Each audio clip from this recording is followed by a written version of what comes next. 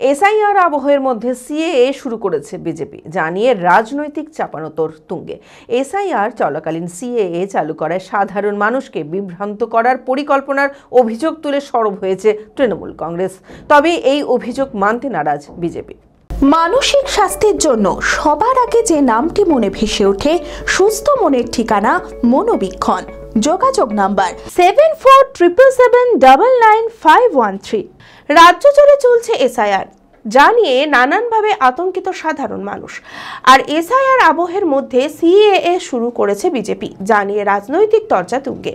এই বিষয়ে বহরমপুর পৌরসভার পৌরপিতা নারুগোপাল মুখার্জি বলেন, সিএএ এবং এসআইআর দুটো সম্পূর্ণ আলাদা।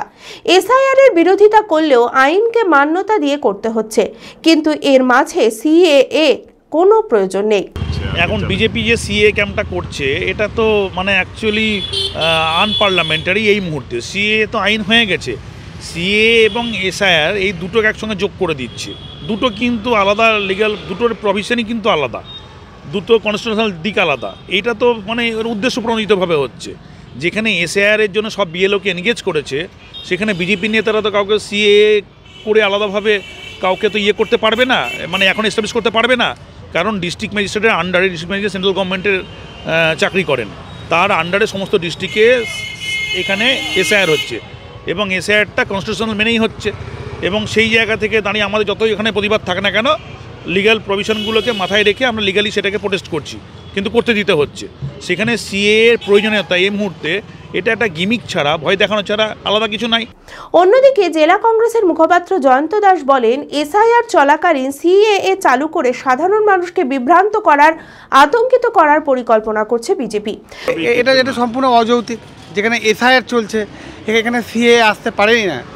যেখানে নির্বাচন কমিশন তারা এসআইআর নিয়ে তারা রাজ্যে তারা বা দেশ জুড়ে তারা তাদের কার্যক্রম করছে, সেখানে নতুন করে সিএএ এনে যাওয়া মানেই হচ্ছে মানুষের মনে পুরনো স্মৃতি উস্কে দেওয়া। তবে এই সমস্ত অভিযোগ মানতে নারাজ বিজেপি নেতা শাখারব সরকার। সিএ তো অলরেডি চালু হয়ে গেছে, সিএ চালু হয়ে গেছে, ফর্ম ফিল আপ করতেই পারেন। আমরা অনেকেই ফর্ম ফিল আপ করেছে। আপনি সিএ এসআইআর এই তো কিছুদিন আগে শুরু হয়েছে, আমাদের 4 নভেম্বর থেকে শুরু হয়েছে। আমি তো 7ই সেপ্টেম্বরে আমি আপনাকে দেখাতে পারি, 7ই সেপ্টেম্বরে আমি সিএ ফর্ম ফিল আপ করেছি এই জেলাতে। এবং আমি প্রথম আমার ব্যক্তিগত যে আইটি অফিসের ইনকাম ট্যাক্সের ফার্ম অফিস আছে, সেখানেই আমি চালু করেছি CA. This is the difference between the SI এবং CA. B care institute of management and technology ভর্তি চলছে civil, mechanical, electrical, electronics and telecommunication engineering কোর্সে।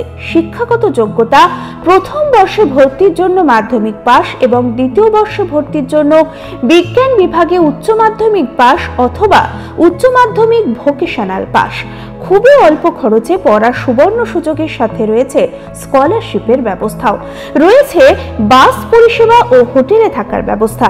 আইটিআই পাস ছাত্রছাত্রীদের দ্বিতীয় বর্ষে সরাসরি ভর্তি চলছে।